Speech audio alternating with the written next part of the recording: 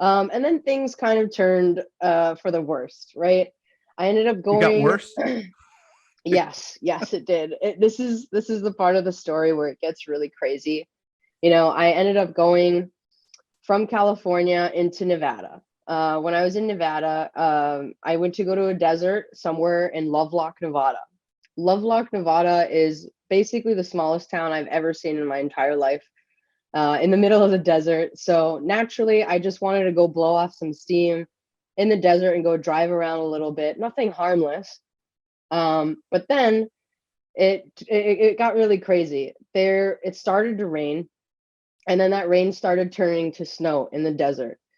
For anyone that wants to challenge me on this, everyone does have a weather report, so you could easily go to that day of, or those weeks that I was there. It was March 16th through the 20th, or the 25th, when I was in around that spot, where you could actually see that there was, snow in the desert that day.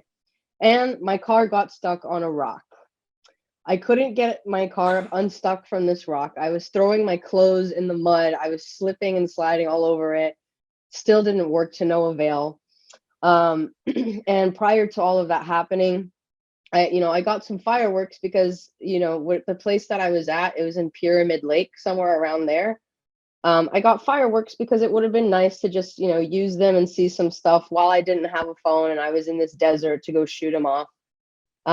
So I ended up giving up, and getting stranded in the desert. My car was completely totaled.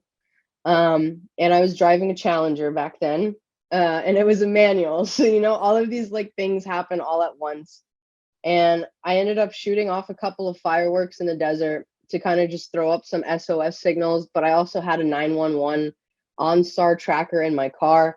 I tried calling it so many times, but the service was so bad that, I had to attempt so many times to just get on the phone with somebody before the call got dropped.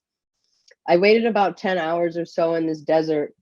And the lady that was speaking to me over the phone, she was basically like, "Well, do you have food and water?" I was like, "Yes, I do." And then 10 hours later, the cops came by and found me. And they were like, "Usually when we pick up somebody over here, they're usually dead." And I was like, "Okay, well, that's pretty intense." Nicole, if anybody wants to get in touch with you, how can they find you? Yeah, so I'm on almost every social media profile. I currently have, my name is Nicole Ogloza. If you do see it in the Zoom, Ogloza. It's one of the very few rarest names, so you definitely are going to find me. But the other way is my email or my phone. So my phone is 813-724-6154.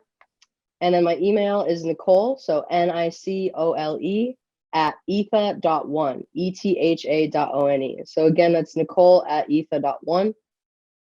It's not .com. I did .one because I want us all under one roof and together again. Fair enough. Fair enough. Yeah. Nicole, fascinating, exemplary story of what you went through to get where you're at today. Mhm. And you're the type of person we just can't help but wish for the absolute best as you go forward. Thank you so much for man. joining us. For you guys, thank you so much for joining us, watching us all the way through this particular episode. And until next time, we'll talk to you later. See you later. Well, thanks for watching that last segment. So how can Temple Executive Coaching help you? Well, there's basically 4 ways. 1, subscribe to our channel and click on the notification bell so that you know when we put out a new video. Number 2, we help you to create an effective strategy to help answer the most important strategic questions to give your organization an edge over your competition in your market. Number 3, we help to develop your leadership pipeline's mental fitness and their self-awareness so that they can execute on their most important objectives. And last, we help to strengthen your cash flow management and your financial position. Now, to learn more, set up an appointment. Email us at info@templeexecutivecoaching.com.